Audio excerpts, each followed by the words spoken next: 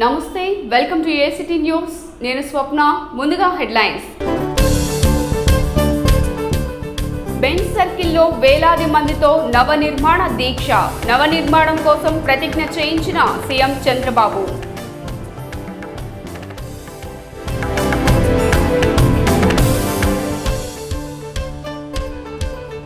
పెరిగిన petrol, diesel ధరలు మధ్యతరగతి వాసులపై పెనుభారం.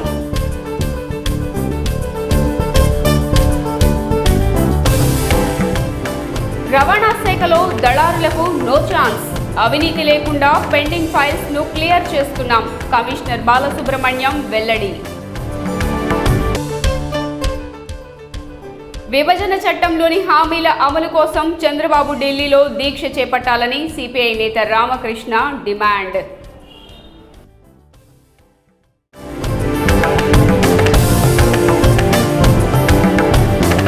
ఇక వివరాల్లోకి వెళితే నవనిర్మాణ దీక్షకు జనం కసితో కదం తొక్కి కదిలారు. బెంచ్ సర్కిల్లో జరిగిన నవనిర్మాణ దీక్షకు విజయవాడ నగర జనం భారీ ప్రదర్శనగా బయలుదేరారు. తూర్పు నియోజకవర్గం జనంతో ఎమ్మెల్యే గద్దె రామ్మోహన్ భారీ ర్యాలీగా వేదిక వద్దకు వచ్చారు. సెంట్రల్ ఎమ్మెల్యే బోండా ఉమా మహేశ్వరరావు తన అనునయులతో ఉత్సాహంగా జెండా చేతబోని కదం తొక్కారు. జిల్లా నలుమూలల నుండి జనం తరలి వచ్చారు. రాష్ట్ర విభజన జరిగి 2 ఏళ్లైనా ఇంకా గాయం మానలేదు. కొత్తగా ఏర్పడ్డ రాష్ట్రం తెలంగాణలో అంబరాన్నంటి సంబరాలు చేస్తుంటే ఏపీలో మాత్రం ఏదో వెలితి. పాలన కోసం రాజధాని లేదు. విభజన చట్టంలో ఎన్నో మేలు జరిగే అంశాలున్నా అవి అమలు కావడం లేదు. దీంతో మన రాష్ట్రాన్ని మనమే డెవలప్ చేసుకోవాలి, అదరకూడదు, బెదరకూడదనే ప్రతిజ్ఞ పూనారు.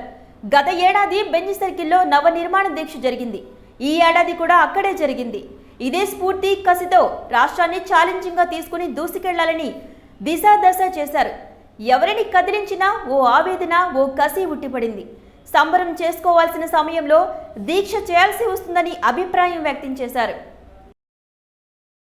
నారా చంద్రబాబు నాయుడు గారు పడి లేచిన కెరటంలాగా గత సంవత్సరం ఇదే జూన్ 2వ తారీఖున ఈ నవనిర్మాణ దీక్షను చేపట్టడం జరిగింది.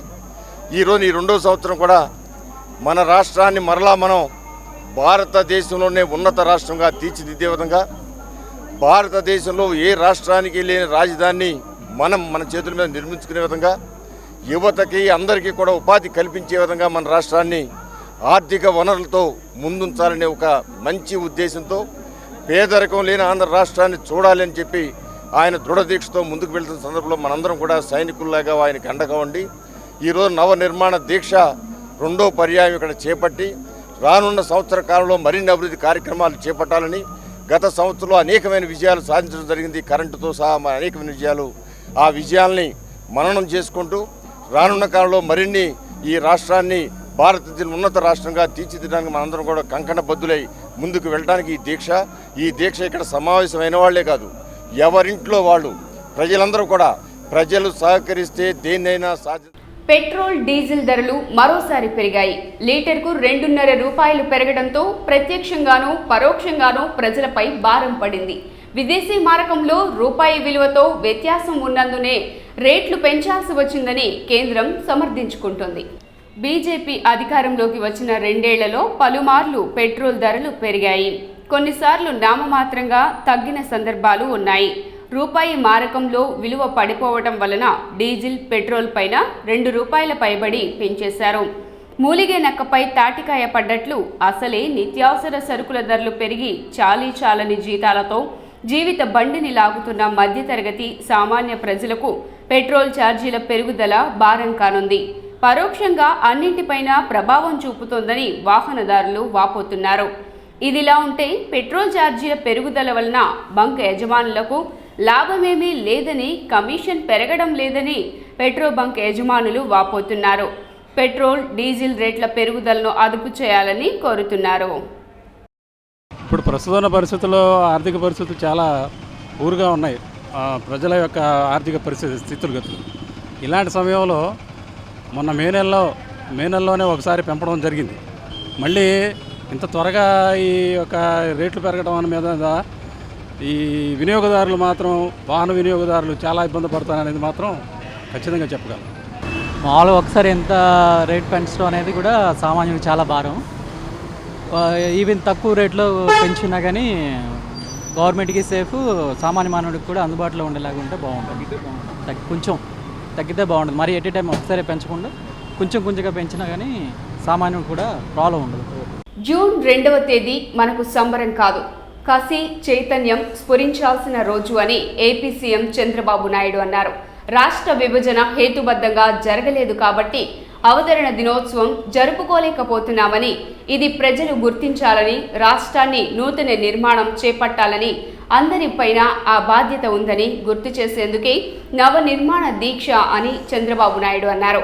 విజయవాడ బెంజ్ సర్కిల్లో జరిగిన నవనిర్మాణ దీక్షలో ఏపీ సీఎం చంద్రబాబు నాయుడు ఆవేదనతో కూడిన ప్రసంగం చేశారు.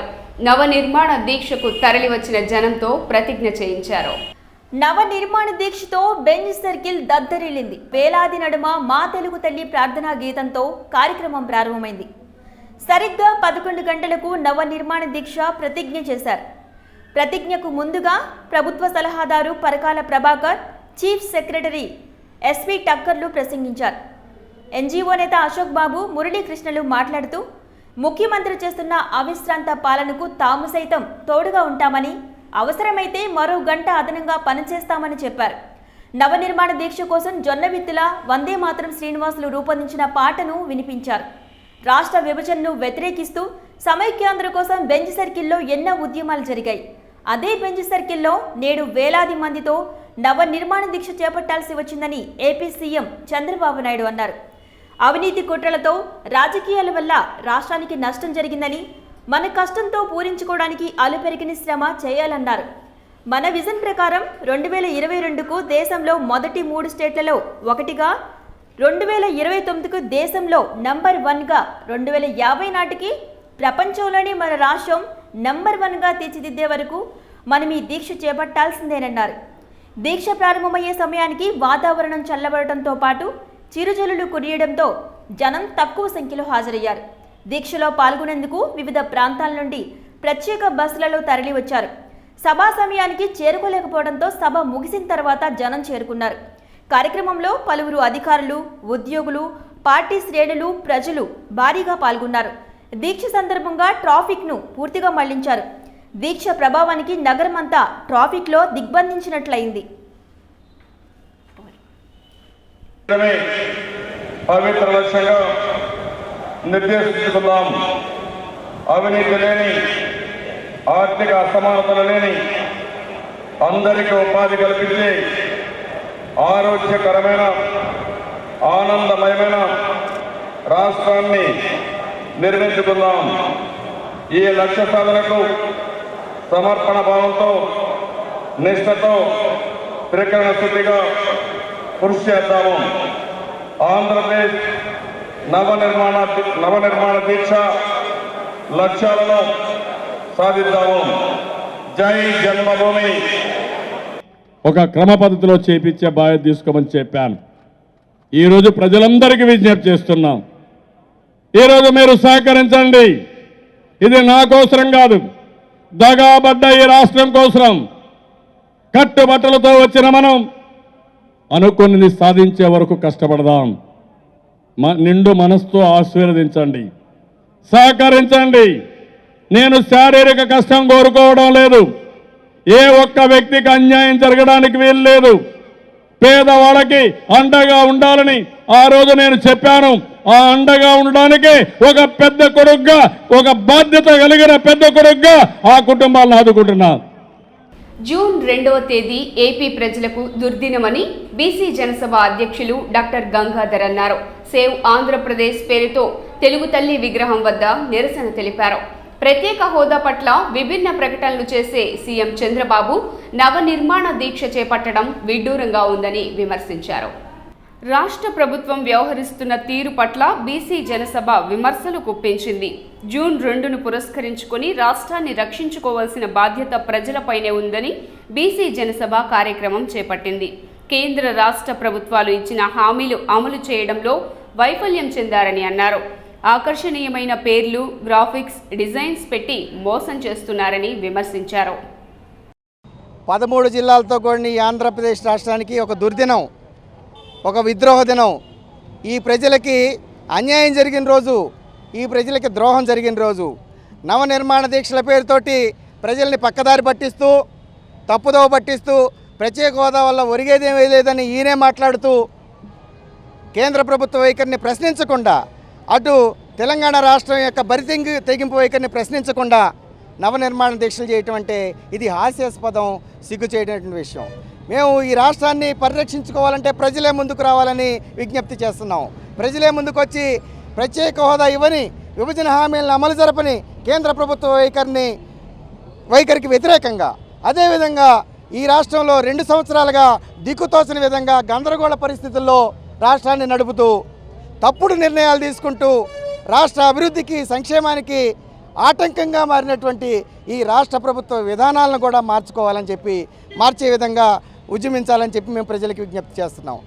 సన్ రైజ్ స్టేట్ అని చెప్పి పేరు పెట్టారు దీనికి. సన్ రైజ్ స్టేట్ మనకి చాలా ఆకర్షణీయమైనటువంటి గ్రాఫిక్స్ చూపిస్తున్నారు. సన్ రైజ్ స్టేట్ అని చెప్పి పేరు పెట్టి బాగానే ఉంది, సంతోషం. సన్ రైజ్ స్టేట్ అని పేరు పెట్టాన్ని మేము కూడా ఆహ్వానిస్తాం, సంతోషిస్తాం.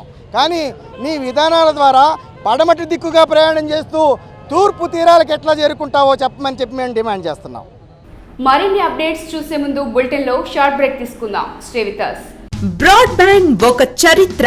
ఫైబర్ నెట్ కు స్వాగతం. పరిచయం చేస్తున్నాం అపరిమితమైన 20 Mbps కేవలం 999 రూపాయలకే. అద్భుతమైన వేగం, నమ్మశక్యం కాని అనుభవం కేవలం వేగవంతమైన యాడ్ ఫైబర్ నెట్ తో మాత్రమే. 668100 కి కాల్ చేయండి లేదా యాడ్ ఫాస్ట్ అని 56070 కి SMS చేయండి.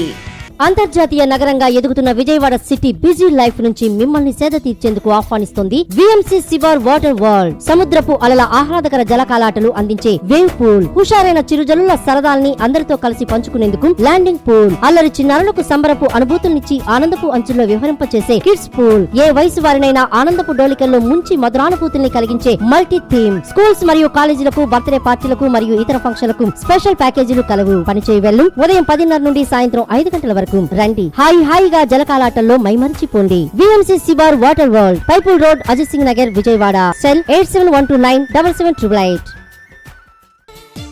పుట్టినరోజు, పెళ్లి రోజు, పదవీ స్వీకారం, ఇలా సందర్భం ఏదైనా మీ ఆత్మీయులకు మీ శుభాభినందనలు తెలియచేయండి. ఏసీటీ టీవీలో శుభాకాంక్షలు తెలియచేయవలసిన వారి మ్యాక్సీ ఫోటోతో వివరాలు జత చేసి మీరు పంపవలసిన చిరునామా వీడియో టుడే, దుర్గయ్య వీధి, గవర్నర్పేట, విజయవాడ 2. Phone number 8662573932.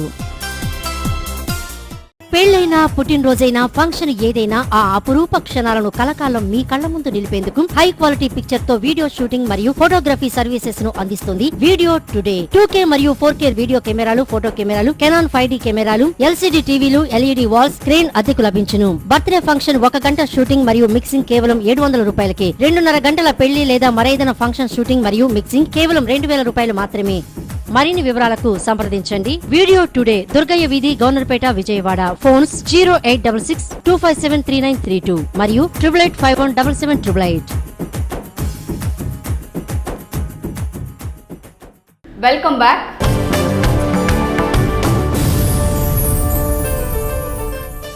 చంద్రబాబు నాయుడు చేపట్టిన నవ నిర్మాణ దీక్ష పట్ల ఆమ్ ఆద్మీ పార్టీ తీవ్రంగా ఖండించింది.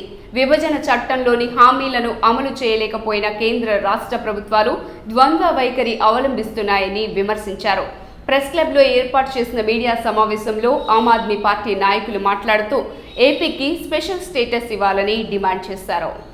మన విభజన చట్టంలో ఉన్న ప్రతి హామీని కూడా ఈరోజు తొంగలో తొక్కి దాని గురించి ఒక్క ఊసెత్తని అటు వెంకయ్యనాయుడు గారు కానీ, ఇటు చంద్రబాబు నాయుడు గారు కానీ తిరుపతి వెంకన్న సాక్షిగా మోడీ గారి సమక్షంలో మన ఆంధ్ర ప్రజలకు ఇచ్చిన హామీలు ఒక్కసారి గుర్తు చేసుకోవాలని చెప్పి మేము ఈ పత్రికా విలేకరులందరికీ సుముఖంగా విన్నవించుకుంటున్నామండి. మీరు ఆంధ్ర ప్రజలను మోసం చేశారు. ఈరోజు అడుగుతుంటే స్పెషల్ స్టేటస్ గురించి వెంకయ్యనాయుడు గారు ఒక మాట అంటారు, చంద్రబాబు నాయుడు గారు గంటకో మాట అంటారు. వీటన్నిటినీ హామీలు ఇచ్చిన మోడీ గారు ఆ ఊసి ఎత్తట్లేదు. ఒకప్పుడు రాజ్యసభలో ఎప్పుడూ మాట్లాడిన ప్రధానమంత్రి గారు, అప్పటి ప్రధానమంత్రి గారు మన్మోహన్ సింగ్ గారు వచ్చి మీరు మౌనాన్ని వీడి 2 మాటలు చెప్తే చాలు, మేము మీ ప్రాసెస్ అంతా, విభజన ప్రాసెస్ అంతా మేము చేసుకుంటామని చెప్పి హామీ ఇచ్చి వాళ్ళకి మద్దతు పలికిన బీజేపీ ఈరోజు దాని మీద ఊసే ఎత్తట్లేదు. అదే బాటలో నడుస్తున్న మరో మౌనమోహన్ కాకూడదని చెప్పి మోడీ గారిని మేము విన్నవించుకుంటున్నామండి. ఈ ప్రజలకి, ఆంధ్ర ప్రజలకు కావలసిన తక్షణ కర్తవ్యం సంజీవని స్పెషల్ స్టేటస్. దానివల్ల మాకు వచ్చే ఉపయోగాలు, ఇండస్ట్రీస్ పెరిగి మాకు దీనివల్ల ఉద్యోగాలు పెరిగి అనేక మంది విద్యార్థులు. రాష్ట్ర విభజన జరిగి 2 ఏళ్లైనా కేంద్ర ప్రభుత్వం ఒక్క హామీ కూడా అమలు చేయలేదని సిపిఐ రాష్ట్ర కార్యదర్శి రామకృష్ణ విమర్శించారు. సీఎం చంద్రబాబు రోడ్డుపై దీక్షల పేరిట జనాన్ని ఇబ్బంది పెట్టడం కాదు, ఢిల్లీలో దీక్ష చేయాలని సూచించారు. కేంద్ర రాష్ట్ర ప్రభుత్వాలు అధికారంలోకి వచ్చి 2 ఏళ్లైనా విభజన చట్టంలోని ఏ అంశాన్ని అమలు చేయకపోయారని సిపిఐ ఆధ్వర్యంలో లెనిన్ సెంటర్లో ధర్నా నిర్వహించారు. ఈ సందర్భంగా రాష్ట్ర కార్యదర్శి రామకృష్ణ మాట్లాడుతూ, రాష్ట్రానికి ప్రత్యేక హోదా లేదు, లోటు బడ్జెట్ను భర్తీ చేయాలనే చిత్తశుద్ధి కూడా కరువైందని, రైల్వే జోన్ను మరిచిపోయారని అన్నారు. సీఎం చంద్రబాబు కేంద్రంపై ఒత్తిడి తేవాలి తప్ప రోడ్లపై జనానికి అంతరాయం కలిగిస్తే ఒరిగేదేమీ లేదని చెప్పారు. కార్యక్రమంలో సిపిఐ నగర కార్యదర్శి దోనేపుడి శంకర్ తదితరులు పాల్గొన్నారు. రాష్ట్రానికి ప్రత్యేక హోదా ఇవ్వలేదు, వెనుకబడిన రాయలసీమ, ఉత్తరాంధ్రకు ప్యాకేజీ కింద నిధులు కోరితే 50 కోట్ల రూపాయలతో సరిపెట్టారు. అంతేకాకుండా పోలవరం నిర్మాణానికి తగినంతగా నిధులు ఇవ్వలేదు, విశాఖ రైల్వే జోన్ ప్రకటించలేదు.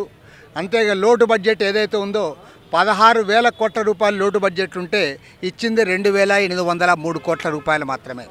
ఈ రకంగా పూర్తిగా అన్యాయం చేస్తూ ఉంటే కేంద్ర ప్రభుత్వం, దానితో పోరాడాల్సిన ముఖ్యమంత్రి చంద్రబాబు నాయుడు గారు నవనిర్మాణ దీక్షలంటూ బెంజ్ సర్కిల్ దగ్గర దీక్ష చేపట్టాడు. ఇవాళ చంద్రబాబు నాయుడు గారిని కోరుతా ఉన్నాం, బెంజ్ సర్కిల్ దగ్గర మీరు దీక్ష చేస్తే ట్రాఫిక్ జామ్ అవుతుంది తప్పితే ఏ రకంగా కూడా రాష్ట్రానికి ప్రయోజనం కలగదు. నిజంగా మీకు చిత్తశుద్ధి ఉంటే, నిజాయితీ ఉంటే ఢిల్లీలో ధర్నా చేయాలి, ఢిల్లీలో దీక్ష చేపట్టాలి. ఆ రకంగా మీరు నిధుల కోసం, ప్రత్యేక హోదా కోసం ఢిల్లీలో దీక్ష చేపడితే ఖచ్చితంగా భారత కమ్యూనిస్ట్ పార్టీ తరఫున మేము కూడా అండగా ఉంటాం. ఆ రకంగా ముందుకు రావాలని కోరుతా ఉన్నాం. రాజధాని శంకుస్థాపన సందర్భంగా ప్రధాని నరేంద్ర మోడీ గారు ఎన్నో ఆశలు కల్పించారు. కానీ ఆయన ముంత మట్టి, ముంత నీళ్ళు ఇచ్చి దీనితోనే సరిపెట్టుకోమన్నారు. కాబట్టి ఇవాళ 175 అసెంబ్లీ నియోజకవర్గాల్లో కూడా ఈ ఫ్లెక్సీ ఏర్పాటు చేసి ముంత మట్టి, ఒక చెంబుడు నీళ్లతో సరిపెడతారా, లేక రాష్ట్రంలో విభజన హామీలు నెరవేర్చి రాష్ట్రానికి ప్రత్యేక హోదా ఇస్తారా తేల్చాలని డిమాండ్ చేస్తూ అన్ని చోట్ల ఫ్లెక్సీలు ఏర్పాటు చేస్తూ ఉన్నాం. రాబోయే కాలంలో రాష్ట్ర వ్యాప్తంగా ఉద్యమాన్ని మరింత తీవ్రతరం చేయబోతా ఉన్నాం. ఖచ్చితంగా విభజన హామీలు నెరవేర్చేంత వరకు పార్లమెంట్లో ప్రధాని మన్మోహన్ సింగ్ గారు ఏ హామీలైతే ఇచ్చారో అవన్నీ అమలు చేసేంత వరకు కూడా ఈ పోరాటాన్ని ముందుకు తీసుకుపోతామని, చిత్తశుద్ధి ఉంటే ముఖ్యమంత్రి చంద్రబాబు నాయుడు ఢిల్లీ దీక్షకు సంసిద్ధం కావాలని డిమాండ్ చేస్తూ ఉన్నాం.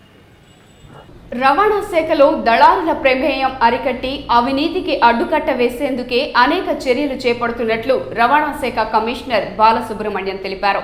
రవాణా శాఖలో పెండింగ్ ఫైల్స్ లేకుండా చేసేందుకు అన్ని చర్యలు తీసుకుంటున్నట్లు వివరించారు.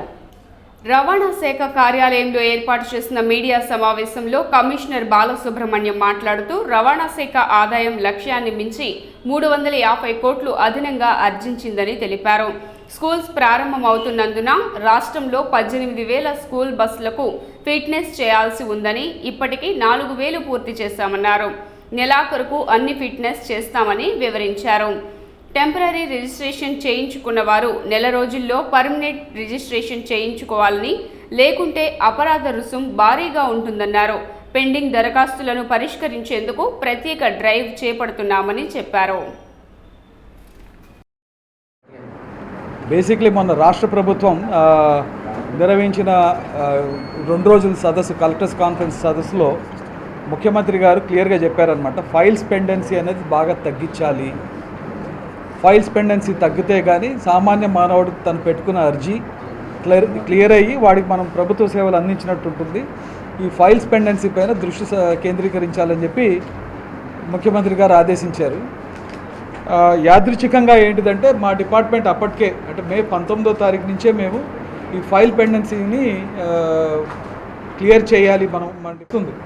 సో అటువంటి సిస్టమ్స్ ద్వారా మనం ఏంటిదంటే ఈ అన్హెల్దీ ప్రాక్టీసెస్ ఏవైతే ఉన్నాయో వాటిని టోటల్గా ఎలిమినేట్ చేసేయచ్చు అనమాట. ఆ ప్రయత్నం జరుగుతూ ఉంది. ఇప్పటికీ కూడా మీకు అక్కడక్కడ కొన్ని ఇష్యూస్ రావచ్చు, నేను కాదనట్లేదు. మా దృష్టికి తీసుకొస్తే నా దృష్టికి బీసీలుగా ఉన్న బోయలను ఎస్టీల జాబితాలో చేర్చడం తగదని, అలాంటి ప్రతిపాదనను విరమించుకోవాలని ఏపీ గిరిజన సంఘాల జేఏసీ డిమాండ్ చేసింది. ప్రెస్ క్లబ్లో మీడియాతో మాట్లాడుతూ సీఎం చంద్రబాబు ప్రస్తుతం ఉన్న గిరిజనులకే న్యాయం చేయకపోగా మరో సామాజిక వర్గాలను ఎస్టీల జాబితాలో చేర్చాలనుకోవటం అమానుషమన్నారు. ఈ నెల 9న చలో ఢిల్లీకి పిలుపునిచ్చారు. జంతర్ మంతర్ వద్ద జరిగిన సంఘం ఆధ్వర్యంలో రిలే దీక్షలు చేస్తున్నట్లు ప్రకటించారు.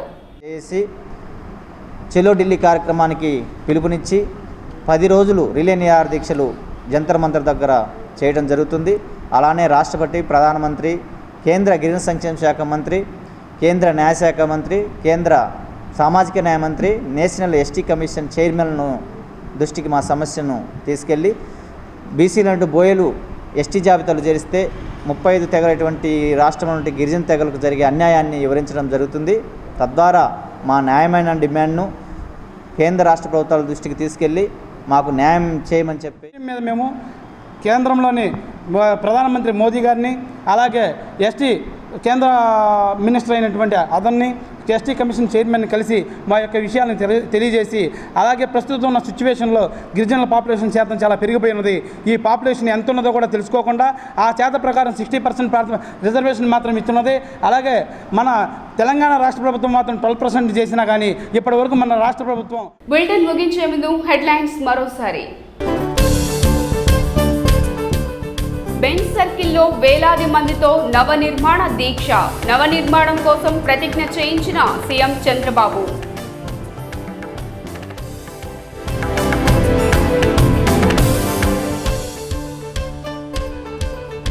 పెరిగిన పెట్రోల్, డీజిల్ ధరలు. మధ్యతరగతి వాసులపై పెనుభారం.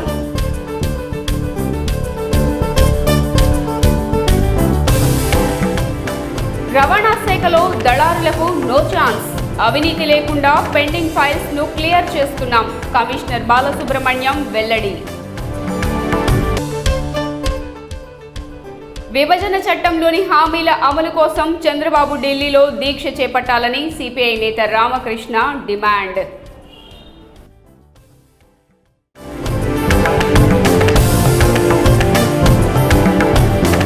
ఏసీటీ న్యూస్ ఇంతటితో సమాప్తం. నెక్స్ట్ బులెటిన్లో మళ్ళీ కలుద్దాం. అంతవరకు సెలవు. నమస్కారం.